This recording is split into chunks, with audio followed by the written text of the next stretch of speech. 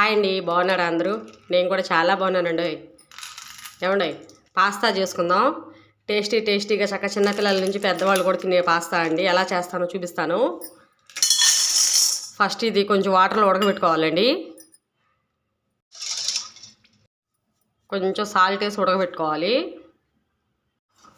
ఇంకోండి ఉడికిపోయి ఇప్పుడు తీసేసుకుందాం.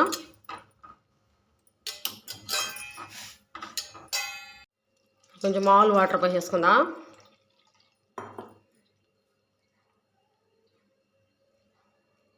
కొంచెం ఆయిల్ వేస్తున్నాను. స్పూన్ల ఆయిల్ అలా వేస్తున్నాను. జీలకర్ర, ఆవాలు, వెల్లుల్లి ముక్కలు, అల్లం ముక్కలు,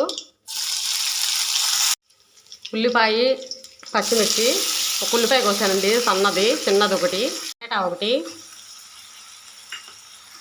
కొంచెం ఉప్పు. మనం ఆల్రెడీ వేసుకున్నాం కదండి, వాటిలో కొద్దిగా చూసి వేసుకోండి.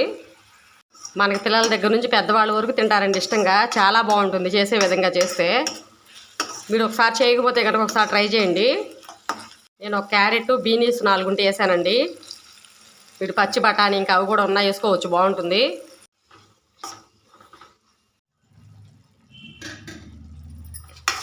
ఇప్పుడు పాస్తా ఉడకబెట్టుకున్నాం కదా, ఇవి వేసేసుకుందాం. బాగుంటుంది టేస్టు. నేను పాస్తా మసాలా కూడా వేసానండి, స్కిప్ అయిపోయింది వీడియో.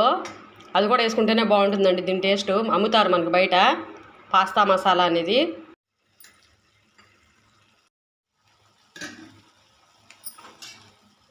ఇంకోండి అయిపోయింది.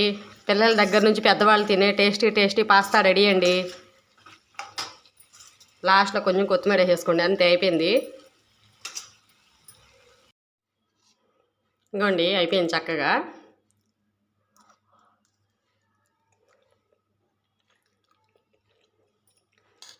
సూపర్గా ఉందండి టేస్ట్ అయితే.